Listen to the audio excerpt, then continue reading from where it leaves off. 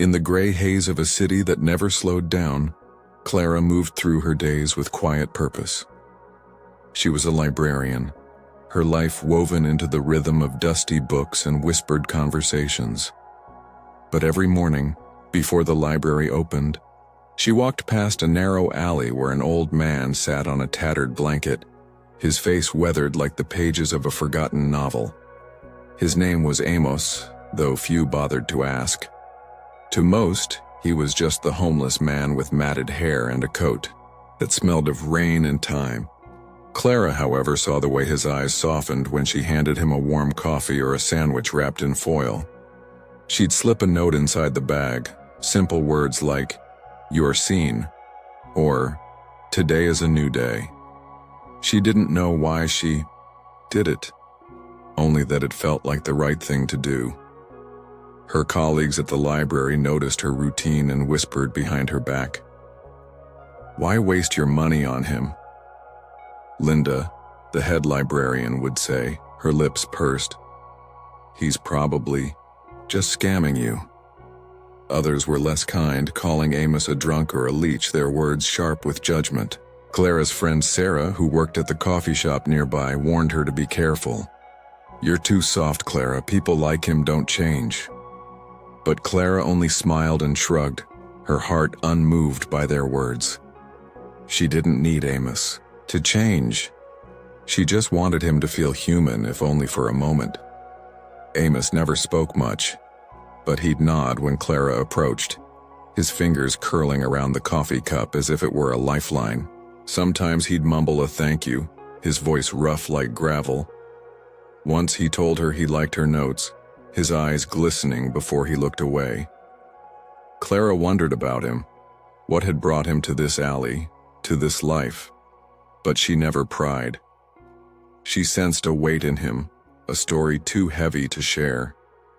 Still, she kept coming back day after day with her small offerings of kindness. The library was hosting its annual Gala, a grand event where the city's elite gathered to celebrate literacy and raise funds. Clara had organized it, pouring her heart into every detail. It was her moment to shine, a chance to secure a promotion she'd been working toward for years. The night was alive with clinking glasses and warm laughter, the library transformed into a glittering hall. Clara wore a simple blue dress, her smile bright but nervous. Her colleagues mingled, their earlier judgments forgotten in the glow of the evening. Sarah was there too, sipping champagne and teasing Clara about her meticulous planning. As Clara stepped to the podium to give her speech, the room hushed. She spoke of stories, of how books held the power to connect people across time and circumstance. Midway through, the doors at the back of the hall creaked open. A man stood there, clean-shaven, in a pressed suit that seemed to belong to another era. His posture was straight, his eyes sharp with purpose. It was Amos, but transformed as if the years had fallen away. The room stirred, whispers rippling through the crowd. Clara faltered, her voice catching. She didn't understand, but something in Amos's gaze held her steady. Behind him, a group of people entered, men and women in military uniforms, others in business attire, their faces solemn but proud. One of them, a woman with silver hair and a chest full of medals, stepped forward. "We're here for Colonel Amos Reed," she said, her voice carrying across the hall. The name landed like a thunderclap. Clara's colleagues exchanged stunned glances. Sarah's glass froze halfway to her lips. The woman continued, explaining that Amos was a decorated war hero, a man who had saved countless lives during a covert operation decades ago.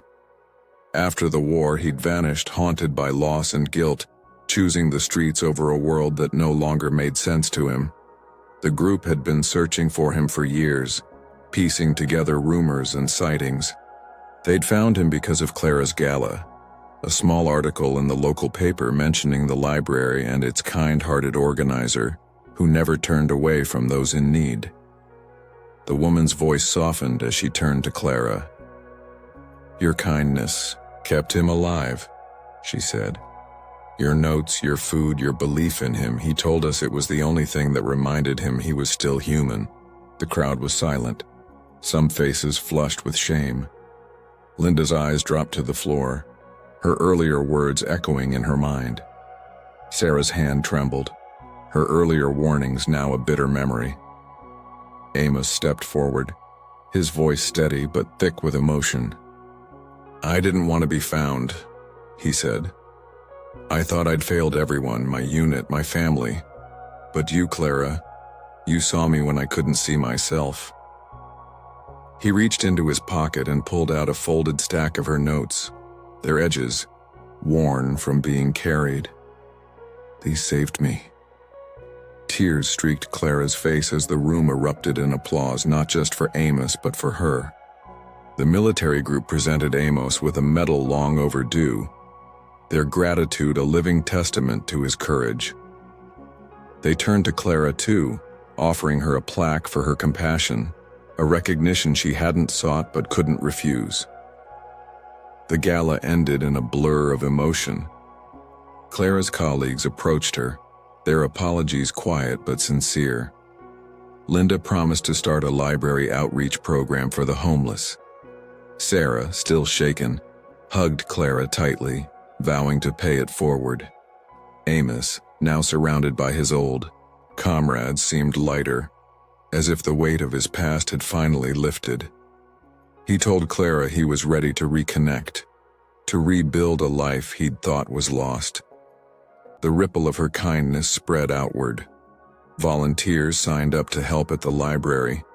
Donations poured in, and stories of small acts of compassion began to surface across the city. Months later, Clara walked past the alley again. It was empty now, but she smiled, knowing Amos was somewhere warm, surrounded by people who valued him. Her small, quiet acts had done more than keep one man alive. They'd reminded a city that humanity thrives in the spaces where judgment falls, silent. Clara kept writing her notes, leaving them for others who needed them, her heart full of the truth that kindness, however small, could change everything.